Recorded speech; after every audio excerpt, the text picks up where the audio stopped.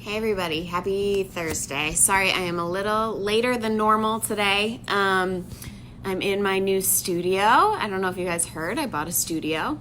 Seatown Cycle. It's backwards, but so pumped. It's been so awesome already. I rode this morning, I'm loving it. But I didn't forget about you guys. So I wanted to talk today quickly about, what did I want to talk about? Oh, riding hard during your ride. So I get this question a lot from instructors, whether or not first of all, new instructors, they tend to worry that, how do I do this and not get out of breath? How do I teach and still, ride with them? The biggest thing that people always say to this in this industry is that remember that the ride is not your workout, it's theirs. So your goal isn't to ride incredibly hard and then try and teach them while you're doing that. Your goal is to give them the workout that you want to deliver, and you're secondary to that. It is not your workout. So while I do agree with this sentiment, because I do think people are paying to come get their workout, whether you get a workout or not doesn't matter. You're paid to teach it.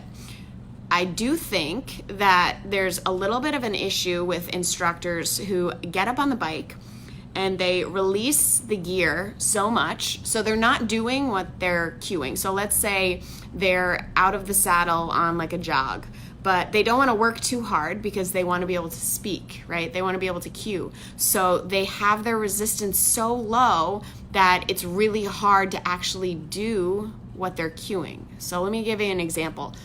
If you do choreography, which I know not all of you do, so maybe it's intervals. If you're at a really low gear because you're trying to save your breath and save your energy, it's going to be really difficult to do that choreography or do that interval because you're in the wrong spot, right? Your legs are probably going to be going too fast. You're not going to feel like you can do what you're trying to coach. Same thing on a heavy hill. So I found this a lot. A new instructor might not want to go super heavy, but they're cueing everyone to be on the heaviest mountain they could possibly imagine. So their legs are moving like with ease and almost too much, almost too fast, while everyone else is on a really heavy hill, and your riders are going to get confused.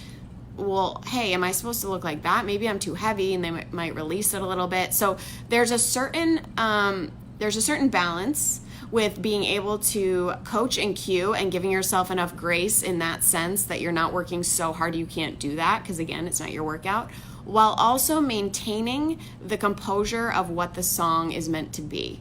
So another thing that I see a lot is if you're doing speed in the saddle of any sort, we all know that you don't want no resistance on your bike when you do that, right? You need a little something to push back on. But I've seen a lot of new instructors who are worried to get out of breath during those sprints, so they take the gear all the way down, so they're bouncing like crazy in the saddle. And that's not a good look, and because we don't want our riders doing that. So what I would just say is, as you're teaching, next time you go to teach, keep in mind that yes, it's their workout. Yes, you need to maintain enough breath so that you can speak and you can cue, but you also need to be able to do a little bit of what they're doing so that you can show them the right way to do it.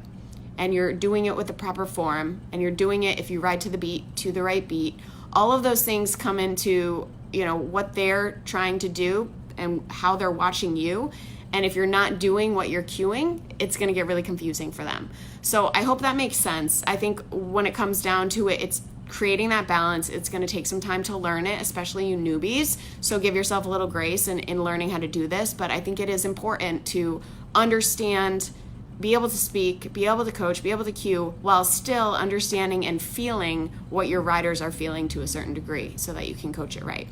So hopefully that made sense. Please let me know if you have any questions. I see this a lot, so I really want to make sure you guys understand it. Rachel, I feel like I have to so I can judge as far as resistance and whatnot. Yes. So Rachel, I think you're saying you feel like you have to ride where they ride so that you can judge where they should be. Totally agree with that. I think in that case, if you feel like you need to ride where you're cueing them to ride to be able to teach the whole class, then you do that, but then maybe halfway through the song, you take a break and you get off the bike and you coach them from there for a second, or you power pose. So you set them up right and you're cueing them right to start, but then somehow if you need to get off the bike, you take it. Now, a lot of you have been teaching for a very long time, multiple classes a week, if not several classes. So you probably have the stamina, but the newer people, it takes a little time to build that. So just be wary of striking that balance and not going too hard in either direction. But that's a really good point, Rachel. I agree with you. Any other questions, comments while you guys are on here? No? Okay. All right. Well, I think that's all I got. I have so much work to do with this new studio, so much fun stuff. But I'm excited. So I will catch you guys next Thursday as always. And I'm looking for ideas for topics. I know I don't normally ask you guys because I say I don't coach in this group, but I totally do. So if you have any, solid questions that you want me to talk about in the next Turner Happy Hour, shoot me a message or post it in the group and I'll check it out. And I hope you guys have a lovely rest of your week. I'll see you next week.